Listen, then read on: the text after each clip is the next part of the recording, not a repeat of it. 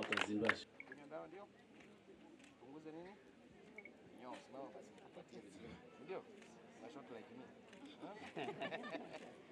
Okay, that's a good one. Meza.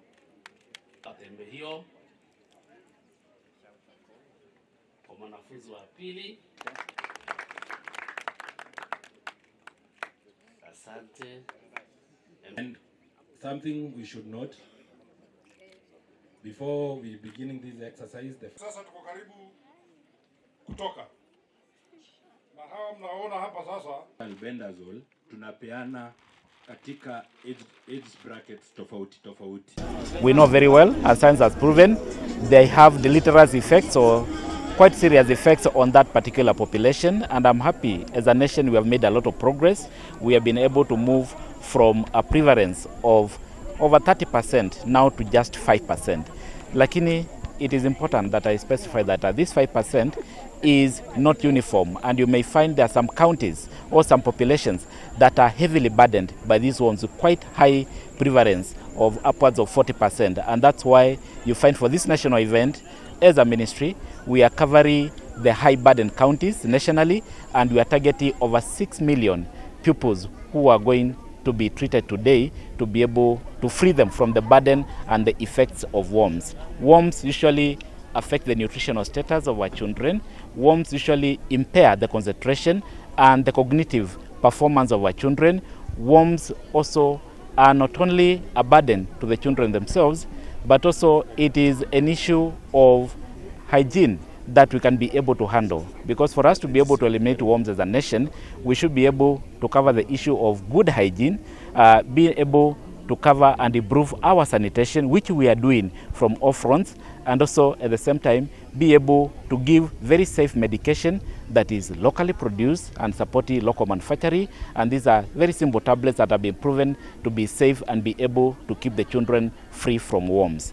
So mine is to be able to thank everybody, and I know our leadership is on top of this because it's a commitment and it's part of our SDG 6 to be able to eliminate worms within our population. We want to leverage on the teachers that we have.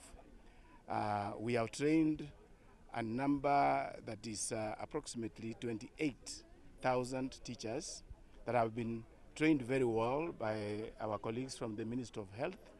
So in this context, the Ministry of Health officials have become teachers, and the teachers have been turned to be medics for this time that we need them to take part in treating the children. We know that the child has a lot of trust on the teacher, and therefore a teacher that has been trained and has been given the abilities to treat, then can treat well because the child knows the teacher, and then we are going to gain more by use of our teachers. I want to thank the Ministry of Education officials, right from the regional directors in the 16 targeted areas who have come together with the county directors of education. We have our county director here in Kirinyaga present, and our regional director represented very well by Mr. Kagiri, and all the others down to the school, the sub-county directors and our teachers. We are happy because they have been mobilized well, they have been trained. And we know that today, as we start this exercise, all our children in school are going to be treated, and we want to use the school also as an avenue where we will reach the community and treat the children within that age of 2 to 14 so that we eliminate these worms totally. Because if we treat the ones that are in school and you leave out the ones in the community, again the worms may get back to the people that we have treated. Kirinyaga County being a national launch for deworming of our children. As you may be aware, is that Kirinyaga County is one of those particular counties that has issues to do with bilharzia because of the plantations that we have in Mwea irrigation scheme.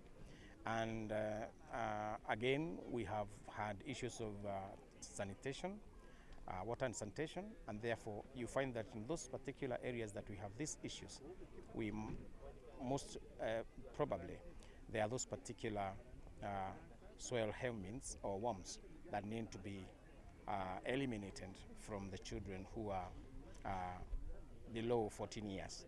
And therefore, we are so grateful because we have been able to collaborate with the Ministry of Health, the Ministry of Education, that is the national ministries, and also we've been able to collaborate with the County Department of Education and the County Department of Health. And for that particular reason, we've been able to train, for us specifically, about 680 teachers on this particular exercise. We have also engaged our healthcare workers. About 84 of them have also been trained and supervising all the primary schools where this exercise is taking place. And we have said that it is not anything new that we are doing. We have been doing this, but this particular time we have said that we must have to do it in a large scale so that we cover the whole of the county, and that is exactly what we have done.